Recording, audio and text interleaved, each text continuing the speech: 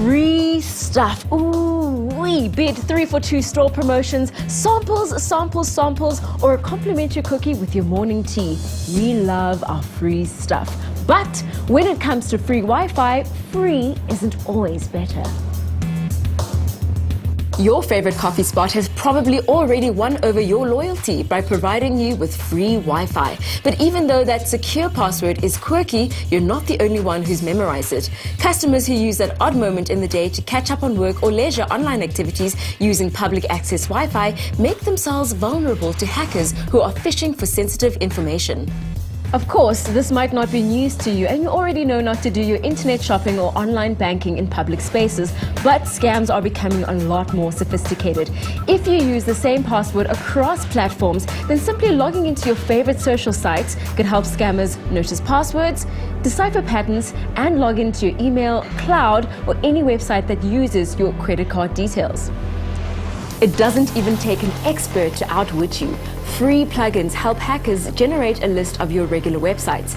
Any logins to sites that don't use HTTPS paths are a goldmine of sensitive information to a patient hacker who likes the same coffee you do.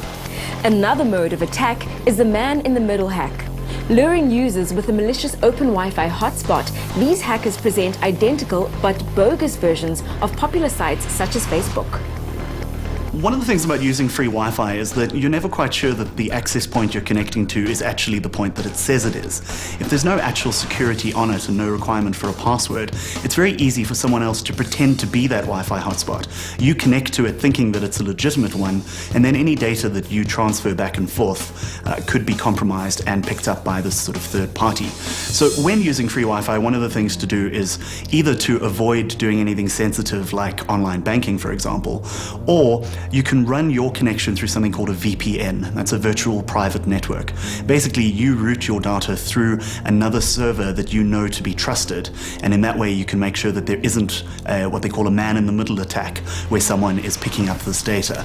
To less wary browsers, the replicated pages seem real, making them vulnerable to unknown threats. But sometimes when you are in a bind, you've just got to use that hotspot. A few simple tips can help you safeguard your information.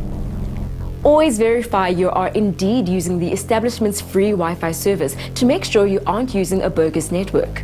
Make sure your antivirus works, not only on your computer, but on your tablets and smartphone.